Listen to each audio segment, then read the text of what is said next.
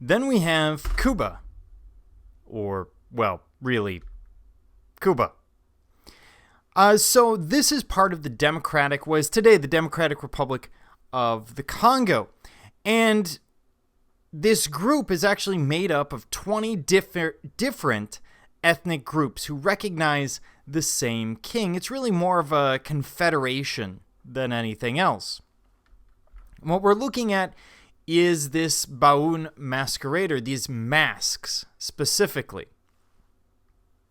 So at the court of the Kuba king, we have 3 masks which represent legendary royal ancestors. Bwoon, the one that you see in front of you, signifies a dwarf or pygmy, who signifies the indigenous people upon whom the king is imposed.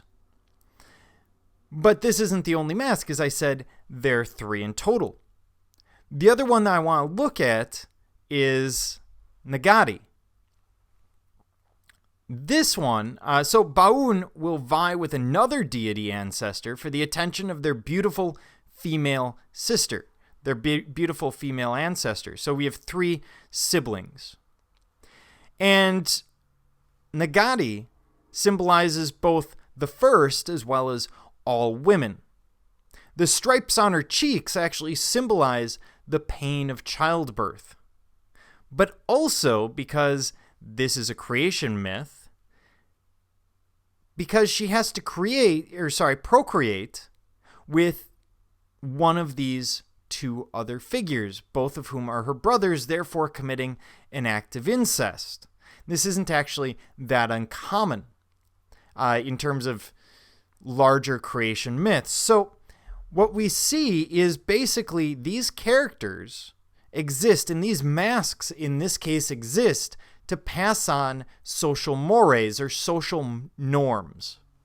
The things that we pass on through a society, not necessarily through law, though frequently they're reflected there.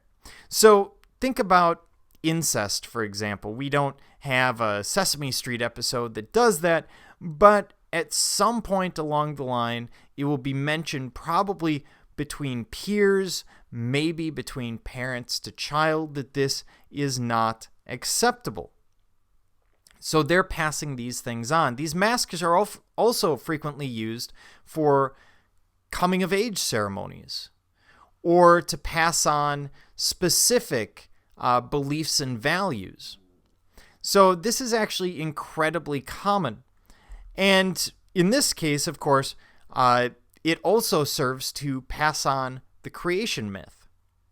When you look at this and you say, well, that's a really complex story, look at the Bible, where we do exactly the same thing, where we're passing on these Christian creation myths. And at the same time, we're passing on certain social mores, some of which still apply depending on your own personal beliefs.